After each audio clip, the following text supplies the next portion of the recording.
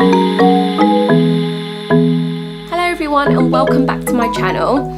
So in today's video, as you can already tell by the title, I'm just going to be going through some top tips to staying positive and living a very positive, happy and grateful lifestyle after going through something traumatic. So I hope that you can take something from this video, and I'm just going to try and make it as quick as possible, just short and sweet, go through some of the tips that I have learned over the years whilst going through what I have been through. So let's just get straight into it. Yeah, sorry if I look a bit shiny in this video. It's because England's decided to become about 100 degrees and I'm so hot. I've got a fan right here. Just 1 second, just to cool myself off before I start talking because I get hot. Okay, so tip number 4, we're going to go from 4 to 1. So my tip number 1 would be definitely self-belief. And I say that because when I came back to New York, the amount of support that I had was unreal. From strangers messaging me, from loved ones, friends, family, absolutely everyone. And it wasn't until that I started to actually believe that, oh, do you know what, actually I can do this. I started to visualize myself walking across the stage, graduating, and in the end that's exactly what I did. It was because I actually believed that I could actually do it. I wasn't relying on everybody else's encouragement, even though it was absolutely amazing to have that and receive that. It ultimately becomes down to yourself and what you believe that you can do. And it's, if you've ever read The Secret, I know probably all my friends are going to start laughing now because I'm such a secret pusher. I believe in that book so much. It's about visualizing something and it's going to come true, and it did for me. Walking came very easy to me. It's because I just believed that I could do it. And I know it sounds really corny and probably a little bit weird, but it's a powerful thing when you actually start, you know, thinking, you know, I can do that, and giving yourself encouragement, not relying on everybody else to say, oh, you know, you're doing so well, but you have to believe that you're doing it as well, because that's when you know you can do anything. It starts with you. Tip number 3 would definitely be having a positive mindset, and I know that's quite a given because you need that to be able to move forward in whatever you might be going through, but I'm trying to word this in the correct way. I had a few people that I probably have distanced myself from now, and that's because I need everything around me to be positive. When you've been through things that were so dark and so full of pain, you don't want to surround yourself with that type of environment or them types of people. So making sure that it's not just yourself that's staying positive, it's who you surround yourself with. I'm very lucky that I have amazing people, amazing encouraging people around me, but I know that's not the case for everybody, and I know people go through different situations where it's harder. It's very hard, but I'm just ridiculously lucky in that sense. But there was a few people that, not that I no longer talk to, but I'm not really around anymore, and that is because of that reason. Is I don't want to expose myself to that kind of environment, because it does have a knock-on effect on how you then go forward with your life. You don't want to be around that because it kind of sticks to you and you need your aura to be completely clear. Okay, positive tip number 2 would definitely be talking about your feelings, and that's not bottling things in. And it's definitely something that I have struggled with over the years. That tip doesn't come very easy to me, but I know it's extremely important, and it's only because you can't, bottling things up is never good. I think we all very much know that, but I found it was a big struggle for me, and I don't know how it is for other people. Even though I had my family around me and I could talk to anybody and my friends, I needed people that could understand if I was having a phantom pain, if I was having just the worst day possible. It's fine to have, you know, your family and your friends there, but to speak to somebody that's even a professional, it's okay. It's not an embarrassing thing, because we all need that kind of counselling, that kind of help. It's so important, especially if you're going through something that is completely life-changing.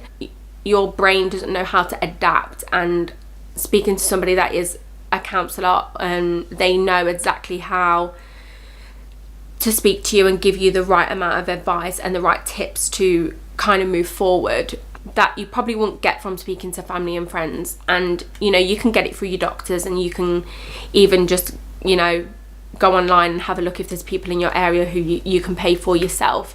It's extremely important, and I would highly recommend it. Sometimes people don't believe in that kind of help, but it helped me so much. But even though, you know, speaking to anyone, if you feel completely comfortable speaking to anyone, that's fine, but I found professional help was very beneficial. Okay, so my number one top tip that probably is the reason why I'm sitting here today, and it might not be the case for everyone. I mean, you can interpret this however you want, but I'm just gonna say that this is what worked for me, and that was definitely accepting what I could not change.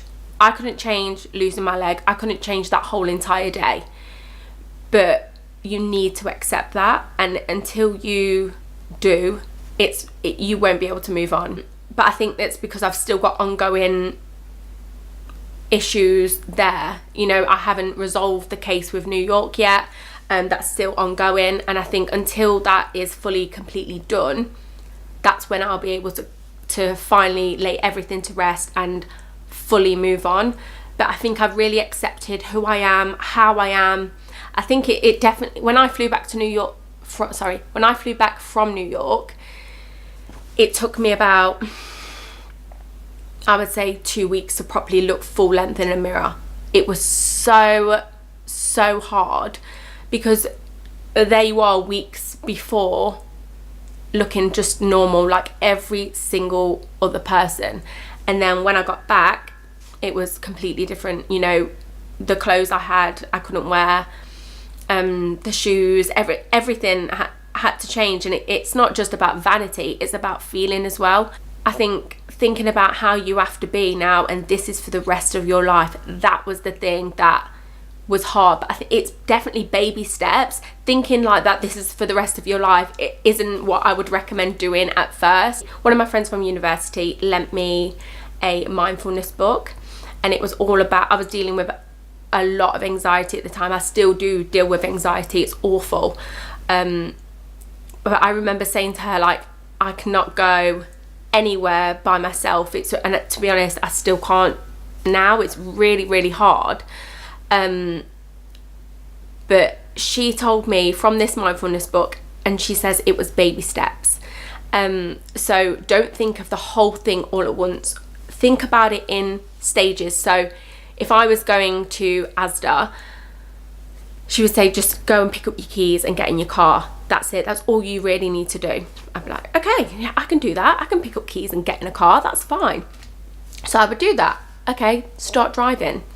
Okay, back my car out the drive. Start driving. Pull up in the car parking space. It's fine. I can do that. I can park in a space. It's fine. Okay, get out the car and go in. I did it. I actually did that.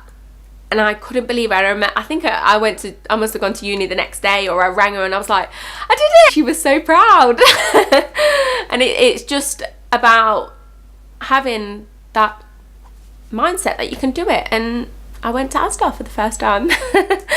But yeah, it is still very much a struggle, just because of anxiety issues. And, you know, how do I know that something like that's never going to happen to me again? I won't, but I can't live in fear.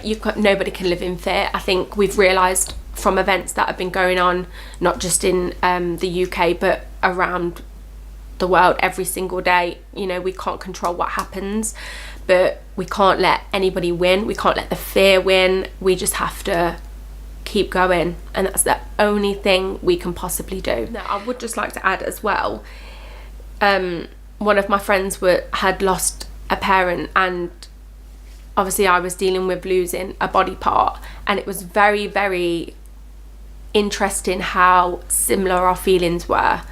You know, we were both grieving for something that we were never going to get back, and we were having to think, well, this is us for the rest of our life. We just have to accept this and move on and find different ways that we can actually do this.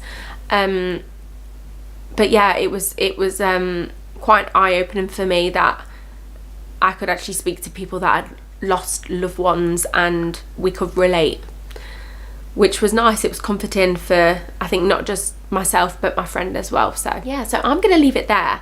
I just wanted this to be a quick overview of some of the things that I have learned, and I hope it's helped in some way. If you've got any questions, please feel free to message me.